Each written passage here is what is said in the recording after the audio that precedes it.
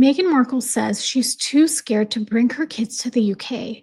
But what if I told you this isn't just about fear, it's about control? In this video, I'm going to show you how this concerned mom is actually hiding 4 classic traits of malignant narcissism. And if you've ever dealt with someone who uses fear to isolate, plays the victim to stay in power, or makes everyone else look dangerous while they play innocent, you'll recognize every word. This isn't about gossip, it's about manipulation disguised as motherhood. And I'm going to break it down step by step. Let's get into it, but before we begin, here's the intro. Welcome to Revealing the Narc. Join me as I highlight narcissistic traits in celebrities and public figures. Everything here is in my opinion and not professional advice. If you enjoy the analysis, please like and subscribe. Before we begin, I want to say that this video isn't about debating whether Meghan's kids are real. The purpose of this video is to show how fear, victimhood, and emotional control are being used to shape public perception, and how those tactics align with malignant narcissism. I'm breaking this down not just to analyze Meghan, but to help you recognize these same patterns if they've shown up in your life. Because whether it's a toxic parent, a manipulative ex, or someone who always plays the victim while making you feel like you're the problem, the tactics are the same. And once you can name them, you can start to take your power back. Is it working? The article we're going to go through was just published and is titled Meghan Markle Terrified of Putting the Children at Risk. She has made a big decision about the kids.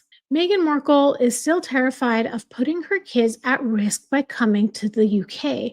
The insider tells OK Magazine that in some ways Meghan is feeling stronger and she wants to share that, but she's still terrified of putting her kids at risk by coming back to the UK. Any parent would panic if they were in Meghan's shoes. Just to start off, I don't like that this insider is assuming that any parent would panic if they were in Meghan's shoes. We don't know what thoughts are actually in Meghan's head, and therefore making a blanket statement that anybody would panic is not true, because I'm sure there's many people that probably wouldn't panic. The article continues about Harry. The source claims, so even though Harry is really feeling the absence of his dad, especially after tripping the color on Father's Day, the security stuff will probably always be an issue. Prince Harry knows that things could have been so different if things had gone another way, the insider said, and added, but it's been 5 years since they left the UK, and the chances of them coming back, even for a visit, seems slim to none. Is heartbreaking. Absolutely, things could have gone a different way. There was a piece of wisdom my dad would share with me, and the direct translation of it is everyone suffers with the stick that's at the end of their own hand. It means taking accountability and being responsible for where your life has led you to. Those decisions that Harry and Meghan have made, they had consequences, and these are the consequences. But anyways, let's continue. Royal expert Duncan Larcombe made similar claims, saying Meghan Markle's fears over real and genuine threats could rule out King Charles' reunion with California-based royal kids. Duncan says Meghan understandably feels scared about coming to the UK with the children. The expert continued, the threats are real and genuine. The threat is from lunatics, radical protesters that might want to make a name for themselves by jumping in front of them. Then, of course, you have the worst type, the terrorist threat. And there's no doubt Harry and his family, as a result, is a huge target. Okay, all of these things mentioned here can happen in every country. I mean, I have genuine concern about these things happening in my city. So singling out UK doesn't make sense. All right, let's get into the analysis. I've mentioned before that I believe Meghan is a malignant narcissist, and I say that because she is exactly like my stepmom. I recognize these behaviors, the body language, the words that are used. It's really it's incredibly familiar to me. And I'm not being dramatic or insulting. This isn't about vanity or attention seeking. Malignant narcissism goes deeper. It blends classic narcissism with paranoia, manipulation, cruelty, and a hunger for control, especially emotional control over others. I can give you 2 exact situations that demonstrate Meghan's malignancy. The first is the way she bullied a 3-year-old child. The things that Meghan said about Princess Charlotte in front of Jessica Mulroney and her daughter, it's sick. It's disgusting. It is the most appalling behavior. And the second example I can give is how she named her daughter Lilibet. She didn't do that in order to show kindness or to show honor to the queen. She did that to hurt the queen. That name was personal and sacred to the late queen. Naming her daughter that precious name is targeted and it's intentional. This is the kind of narcissist who doesn't just want to win, they want to hurt you while smiling. And when you react, they act like you're the problem. That's why we're not just talking about self importance, we're talking about malignancy. So, with that lens, let's talk about the 4 traits of malignant narcissism I see hidden in this terrified mother narrative. The first is that paranoia is framed as a virtue. Yes, some threats are real, but in malignant narcissism, the danger is exaggerated or extended forever, not to stay safe, but to stay in control.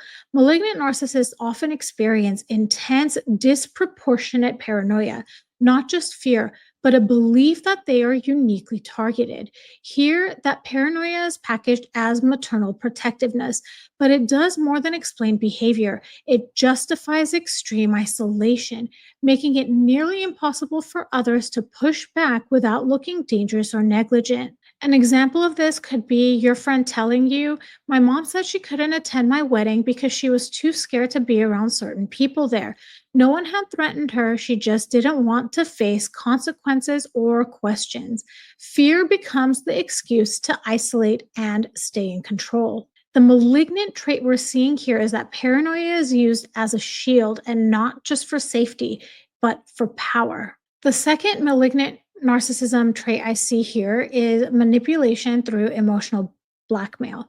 This isn't just a defense, it's emotional blackmail disguised as empathy. It implies that anyone who questions her decisions doesn't care about children, safety, or motherhood. This is a malignant tactic, creating a moral trap where disagreement equals cruelty. An example of this is someone who says, "My ex said any good parent would understand why I need full custody. I just want to protect them." But deep down, it was about punishing me for leaving. The fear isn't neutral, it's a trap where disagreeing makes you look abusive. The malignant trait here is weaponizing morality to control how others respond. The third trait I see here is permanent victimhood to avoid accountability. Malignant narcissists often create problems that can't be solved because solving them would eliminate their power. By declaring the threat permanent, Megan can keep full control of where the kids go, who sees them, and how her family is framed, all without having to take steps toward reconciliation. This could be a friend that says to you, "No matter what I suggested, therapy, meditation, even a supervised visit, my sister always said, it's never going to work. I just can't trust you." But she was the one who caused the fallout. These people don't want resolution, they want power through perpetual conflict. The malignant trait here is manufacturing unsolvable problems in order to stay in control. And the fourth trait I want to talk about is implicit smearing through suggestion. No one from the royal family is named directly in this article, but the implication is clear. They can't protect us. They don't take this seriously. We're not safe there.